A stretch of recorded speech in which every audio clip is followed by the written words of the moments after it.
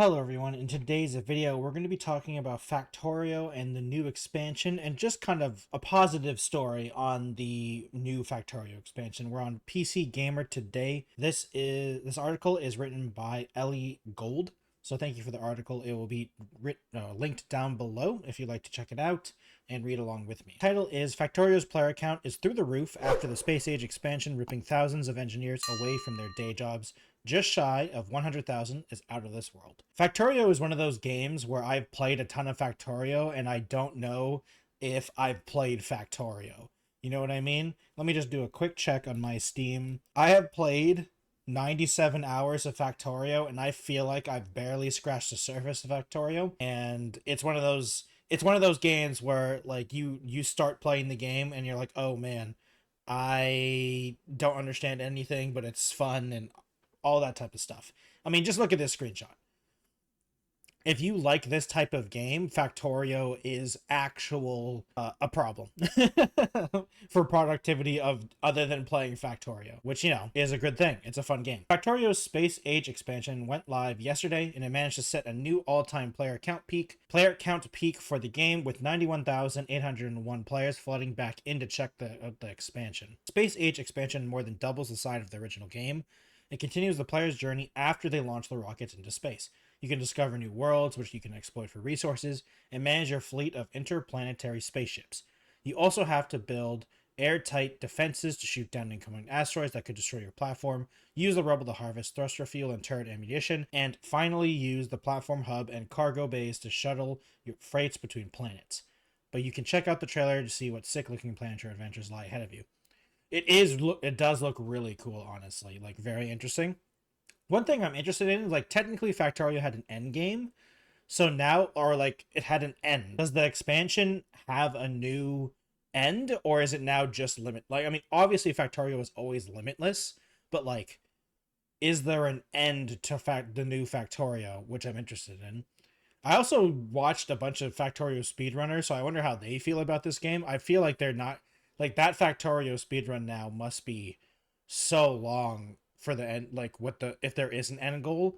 Like, I remember the on piece of with no enemies, the Factorio speedrun is just over an hour if I remember correctly. So like I can't imagine this is gonna at least double the time, but we'll see. So it's not really surprising that Factorio has seen such a resurgence when it comes to player numbers.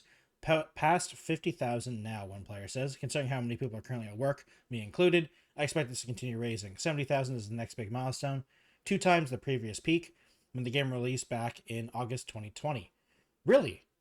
It's was it? Oh, it was in early access before. Okay, I was gonna say this game has been out longer than 2020. I'm almost positive, but yeah, it came out in 1.0 in 2020.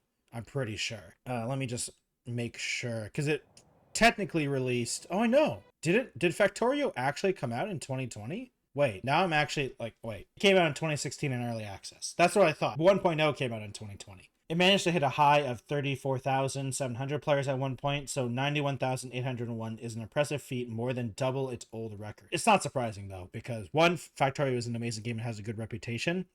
And I feel like a lot of people were waiting to play the expansion because everyone also knew that Factorio 2.0 was coming out with the new expansion. So they're kind of waiting for everything to align because for a lot of people, they didn't want to have to relearn things in case there was reworks and stuff. 100,000 this weekend is not out of the question if this keeps up. Another player says Satisfactory 1.0 did the same thing last month.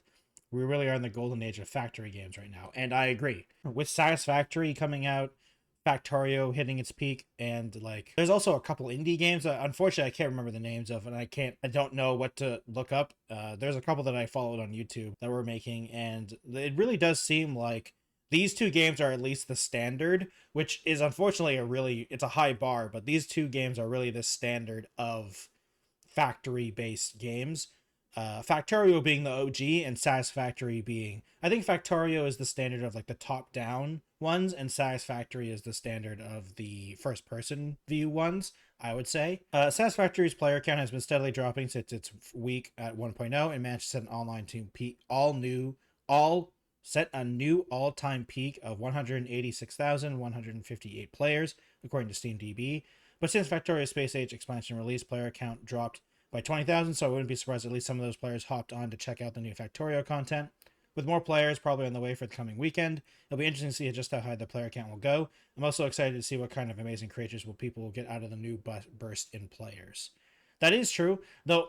Okay, I don't know why they say this, but saying that Factorio's player count has been dropping since the first week is like, well, it's a single player game. People play the game and then they're done with the game and are either waiting for a new update or they'll play it again another time. It's like, I don't know why you need to mention that Satisfactory's, like, the fact that some people are definitely putting down Satisfactory to play Factorio is definitely a thing, but I don't know why you need to tell, like, I don't know why that Satisfactory's player, you need to say that it's going down, because I feel like that player count is an unnecessary stat put on a lot of games that it shouldn't really matter, because like, does it really matter how many people are playing Satisfactory at once other than the peaks? Because and another thing is, like, this is also a self-fulfilling prophecy. When you peak at a new all-time high, of course it's going to drop off. People stop playing the game eventually. So I don't know, I feel like it's a little weird to say that. But I also understand it's also one of those things where it's just like, it's a really hot topic about player count, even when player count doesn't matter for the majority of games. What matters is actual sales, because most games don't have like a lot of games don't have the microtransaction filled messes that you need constant players. And Satisfactory isn't a game that needs 100,000 players every day. It's like when Power World was really big and people are saying, oh, Power World, the peak concurrent players of Power World is going down. I'm like, well, yeah, it's a game that you can run out of content to do eventually. So like, they're waiting for an update, of course. But same with Factorio. The Factorio player count will definitely go down in a week or two, because people will played it and they'll be like, that's great, I'm going to play something else now, come back to it later. And a lot of people do that. And it's weird that people feel the need to say, oh, people are not playing the single player game anymore. I mean, to be fair, both games do have multiplayer aspects of them, but like, they're primarily a single player offline experience. So of course people will play them, be done with it, and be like, okay, I'll play it again another time. It's like people talking about like their yearly playthrough of Skyrim or something like that. You know, it can be the same for Factorio. In fact, my 97 hours in Factorio is spaced out from 2016 to now. Like, the last time I played Factorio was a long time ago. It was in 2023. So it has been a long time since I personally have played Factorio. And I haven't bought the expansion yet, but I will definitely at least try the new 2.0 stuff at some point. It's also one of those games where I'm like, I can come back to it at any time. And there are a lot of games that I do want to play that I haven't even played yet. So that's another problem. So yeah, I just wanted to talk about this because it is nice to actually talk about a positive story. An expansion coming out and it doing very well. And Factorio is just a really fun game. And I'm interested, I know it's kind of weird to say this, but I'm interested to see if the dev team of Factorio, are they done with Factorio now? Like, are they going to work on a new DLC now, or are they going to make a new game? Because like, there is only, like, you can always add more to Factorio. The problem is, do you want to? I feel like at some point the dev team should move on and work on a different game.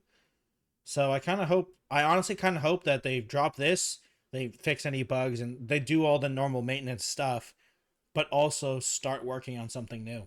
And I'd be interested to see what they've learned from Factorio they can put into another game, whether it be the same genre or a different genre. I'd be interested in it, honestly. That is the video for today. Thank you all for watching. If you'd like to support me, please subscribe to the YouTube channel. Like, comment down below if you're interested, if you're playing Factorio or Satisfactory in that mind too. That's definitely a game that's on my radar as well. I'll probably pick that up at some point too. If you'd like to follow me on other places, I have a Twitch, Twitter, Instagram, and a TikTok, as well as a Blueski now. Thank you all for watching, and I'll see you in another video. Goodbye, everyone.